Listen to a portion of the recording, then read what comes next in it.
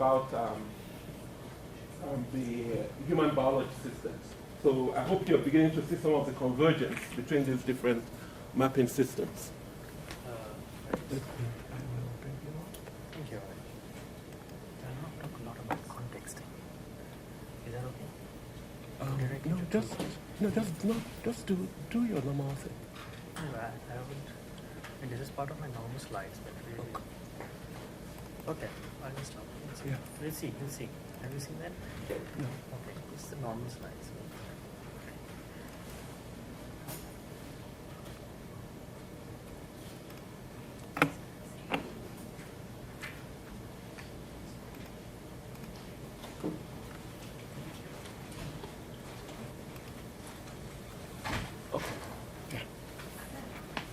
Okay, hello everyone. Hello, yes. My name is Neeraj. I'm a researcher at the Center for Design Research, and I have worked with most of you. So I'll not give a lot of my context. I'll dive directly into the two topics that Ade mentioned I should talk about. And that is measuring team collaboration and nucleating innovation ecosystems. So let me start with the first one. Measuring team collaboration. So at the Center for Design Research, we have been studying design teams for quite a while.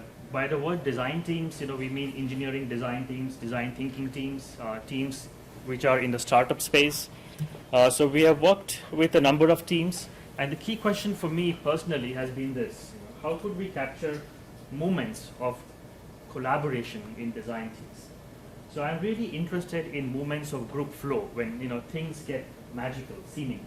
It's that how do you study that phenomena scientifically? How do you actually get to represent it and measure it? So I have worked in a number of different teams and studied teams. So these are engineering design teams. We have worked with startup teams in accelerators, incubators. We have worked with corporate teams, research teams. We have a lab here on campus at CDR where we can bring in teams and video record what they're doing. And I have also spent some time doing improv in drama. So getting a sense of how does teamwork work within a different context. All of that has resulted into this kind of a notational system. And the best way to get to it is through the musical notation. So just as in music, there is a notation that captures the performance of a musical team, what we have developed is a notation to capture the performance of a design team. And here's a brief snippet of how it looks like. This is a video of a design team which we shot within the lab we have. And we had given them the topic of developing toys for children. It was a design challenge. And this is a small snippet of their conversation. And as the video will play, you will see some of these symbols come down in the space in correspondence with what they are saying. Is there sound? Or we'll just try. Okay. Could we create something that keeps them together? Yeah, so that kids during the car trip, they wouldn't get bored. Then they could do something like Legos, but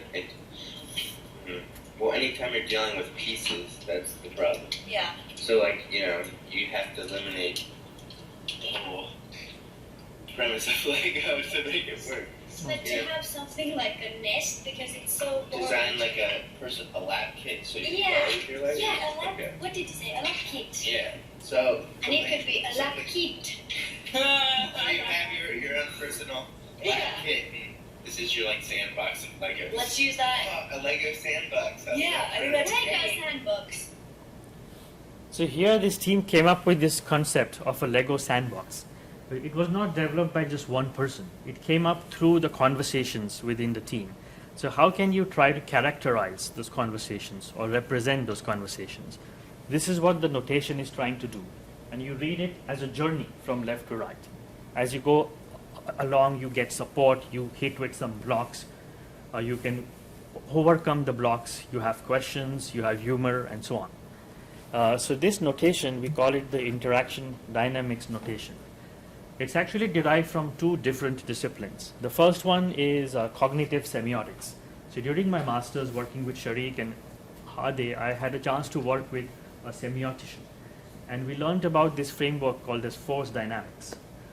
which says that the words we speak or the words we write within a narrative, they carry forces, and we can visualize these forces. So if I were to say, let's go for a walk, and one of my team members says, no, it's raining outside, I would actually feel a force. I would feel a barrier, a block of some kind.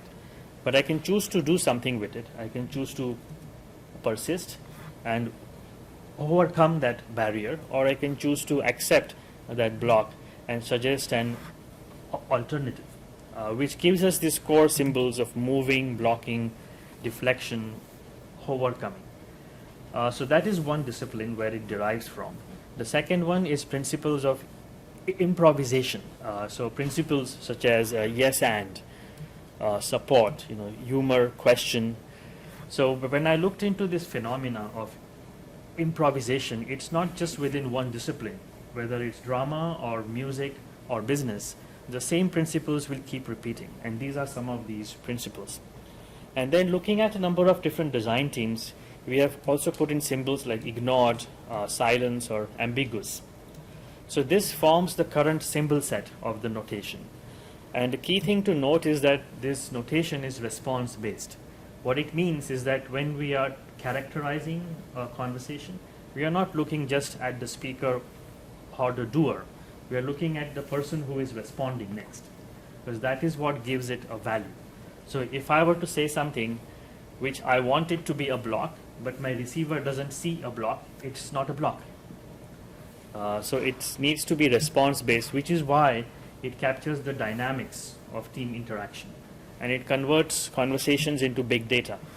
So you can have a team interaction, a team meeting, notated as a symbol, as a sequence of symbols, which you can then mine for patterns of what is characterizing high performance teams or low performance teams. One more way to look at it is like a substrate. It's like the genetic code, ACTG. So it's a substrate on which you can highlight certain content parameters. For example, in design sessions, where are ideas coming up? Or in decision-making sessions, how are decisions being made? And how does that link to these interaction patterns? So just in interest of time, I'll just share one key finding from the interaction dynamics notation. When we used it with design teams and with corporate teams, we noticed that there are two domains in which this conversation meanders through, much like Larry's chain map. So one domain is what we call as the domain of knowledge. It's problem solving. In many disciplines, engineering, humanities, we learn this the most, is problem solving, where things have one right answer. But in design, there is a second domain that we delve in, and this is the domain of concepts or possibility, where we can ask questions, what if, how about, and so on. So things are not true or false in the concept domain. They just could be. And what we saw is that design teams, when they are coming up with a high yield of concepts, they go back and forth between the knowledge domain and the concept domain. And we saw that in some teams, here in the notation, the red is the concept domain, the black is the knowledge domain. And you can really see how these transitions are happening through these interpersonal interactions between the team members. What we saw in some of the low-performing teams within the data set we had was that they tended to get stuck in one domain. So they might get stuck in the knowledge domain or get stuck in the concept domain. But using the notation, we can now find out how you can actually transition between the two. So when we teach our courses, we teach a number of these strategies of how you could move back and forth. Where this work is going is to develop a diagnostics for team interaction feedback. So far we have used the notation video-based as well as real-time. And you can think of the notation not as normative feedback. A number of people say, okay, now give me the notation, tell me what I have to do differently. Much of what we have found out from our research is that it's very difficult to give a black and white response. It's very difficult to say this is right and this is wrong, because each team's context is different. The organizational context, the relationship context, the nature of the task they are solving. Much of the time we feel that we are, as Zen said, we are in the complex space. We are not in the simple or the complicated space where we can give a straight response. So the notation is a mirror. It's a mirror where you can see the reflection of your team. And you need to then come up with hypotheses. You need to then come up with ways in which you want to change. But we cannot really say, do this or don't do this. So this is the nature of the team coaching that we give. Okay. I have, Yes. I do have a burning question to ask you. Oh, yes, So, okay. I wonder about people talking to themselves. When I first Oh, yes. started doing my job, I Yes. was alone. It's the first country I ever tried to do was Venezuela, and the predecessor was gone, there was scant notes, and I'm like, oh my God, I'm the end of the road. It's like when you're the only mechanic at a car shop, and now Okay. you have to fix this car. Yes. And so I talked to myself for like a year straight. And so I'm just wondering, like, I was trying to question myself and try to like, what about this? What about this? This could work. How do I do, you know, like, so maybe a schizophrenic or multiphrenic person would be great for the back and forth. Anyways, but seriously. Yes, I see what you mean. But what about self-talk and intra-level? Just wondering. Yeah, that would be fascinating. We have not looked at self-talk. But it would be fascinating what is the notational representation of self-talk, and do you come up with self-barriers which you then accept or jump over? I think so. And that would be very fascinating to look at. Yeah, like Yeah. all these perspectives. Yeah. Yeah. Yeah. I did notice that some in consumer behavior, like with self-image, I've been becoming more heretical and radical about survey research, and Yeah. just want to say real quick that Sure. we tend to think that self-image is unitary, but when I started going to the Middle East and other places, I started saying, oh my God, there's an aspect of a person. Yes. It's like who they actually are, who they say they are, who they think their spouse expects them to be, Okay. who they I would see. be if they could be. I mean, we're really fractured. So Yeah. that's what popped me to think that these people go home at night and they may self-talk, and I don't Right, know how that. right, So right. anyway, thank you. Yes. Thank you. Yeah, that's Yeah, a good yeah. thought. Yeah, thanks. Okay, so pause and move over to the next topic. At a broader scale, here we looked at team conversations, very micro. Now we are going to look into how do we nucleate the whole innovation ecosystems. What I'm going to share with you is a story of how we went to India and Nigeria and started to nucleate these ecosystems. This is the space we had in Nigeria. It was called the Institute for Venture Design. So there we worked with a local foundation, Fate Foundation, and we helped establish a physical space, this space, where we then came in with some seed behaviors. The way to think about it and why we use the word to nucleate is that we are not trying to replicate things as they are here. A number of people come to us at CTR at the Stanford T School and they want to copy it and to replicate it. Some take measurements of sofas as well. So what we have done is working with Victor and Greg is to really get to what are these seed behaviors on which you can nucleate or culture or grow these rainforests, the innovation ecosystems. So we take these seed behaviors, we go to a space, we take a physical space, we design the physical space working with local partners, and then we start working with founders, investors, students to seed those behaviors and see what are the forces which help or hinder the growth of these behaviors. We are not married to these behaviors, but we like to use them as seeds to really see how do you grow a new culture. So that's the methodology that we used here. And the reason why I'm sharing the methodology is to distinguish this from the rest of the programs like 500 Startups or Techstars, which are actually replicating one fixed methodology. So we create transformative programs. The key thing here, once again, is not that we want to launch ventures, that we want to develop design thinkers, though we come from the Stanford Design Group. What we are really interested in is how do you develop these beliefs within each person? How do they find their own direction? And how do they learn to pursue it? How do you develop, as Hade was mentioning, both the personal courage as well as the organizational courage as a team to follow it up? So that's the space where we have worked in to nucleate these ecosystems. These were some of the outcomes from the work we did in Nigeria.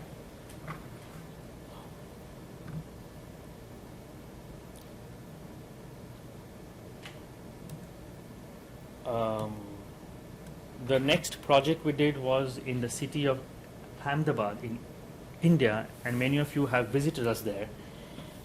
We established a center called as Venture Studio in collaboration with the local university. We got funding from a group of financial firms. We got in the methods, the seed behaviors once again, worked with aspiring entrepreneurs and a network of universities to launch ventures. We generally work in the venture space rather than the corporate space for this, because it's at the genesis of a company where the power of a team, the power of design and capital come together very nicely. We worked with local investors, technologists and so on. The two key things that resulted was this notion of knowledge in action. So as we were trying these different things out, we were nurturing the culture, we were documenting how things are working, what are the forces at play, and how can we work with these forces. And then secondly was a community of leaders who would then carry on the work forward. So this project went on from 2012 to 2016, and since then the local leaders have taken this on and are running with it. So this was the space that was designed. Once again, the space was different in each country. We go with local motifs, but take some of the principles that we have found are necessary to develop a design culture. Developing new interpersonal interaction patterns, working with youngsters, working with youth, so we can actually make things, so using the media models that Baba is familiar with. Working with investors was important, and also seeding the local ecosystem with global thought leaders. So we run a conference series and a global network of VCs and banks. How do we develop a secondary market for the ventures that we are developing? A lot of the times when we work with governments, they say, oh, we want to create 10,000 startups. Okay, so you make 10,000 startups, and then what? What's the market for them? Where will they go next? So how do you create a pipeline of markets for startups is actually more important than developing the startups themselves. And these were some of the outcomes from our work in Ahmedabad. The key thing that happened from both of these experiences was this, and I'll just jump to this very quickly, is that we realized that we need to work with capital sources. The thing that Bruce mentioned about financial banking system, about capital formation, the work we are now doing with Phil and Greg, this all came from these two studies we did, is that we need to work with those who have capital or those who work with capital, and we need to broaden the definition of what capital is. The second was that developments at ecosystem level, how do we create an ecosystem level consciousness? For people working in the university, they wanted to do things so that they could do it for the benefit of the university, or people in a company would do it for the benefit of the company. But how do you develop an ecosystem consciousness, the consciousness of Kansas City, the consciousness of your district? So that was important for us to develop these maps, to develop measures and metrics where people could see the flow that Greg was pointing at, flow of capital, flow of talent, and so on. Thirdly, it was necessary to groom young leaders. A lot of the cultures where we were working with, when they wanted to transition leadership, they went by reputation of what schools people went to or how big their resumes were. How do we move away from that to really see what are these behaviors that people are displaying, and how do we learn to groom leadership which is behavior driven? And then the fourth one was how do we build on existing economic activity? A number of times when people use the word startup, it generally means a technology startup, a software company.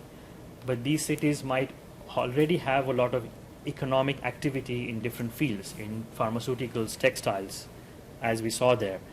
how do we actually leverage what is there to actually build something new? So these were some of the stories we had for nucleating ecosystems. We are carrying this work forward and working with a number of partners globally on this. So let me just pause here. Thank you. Thank you.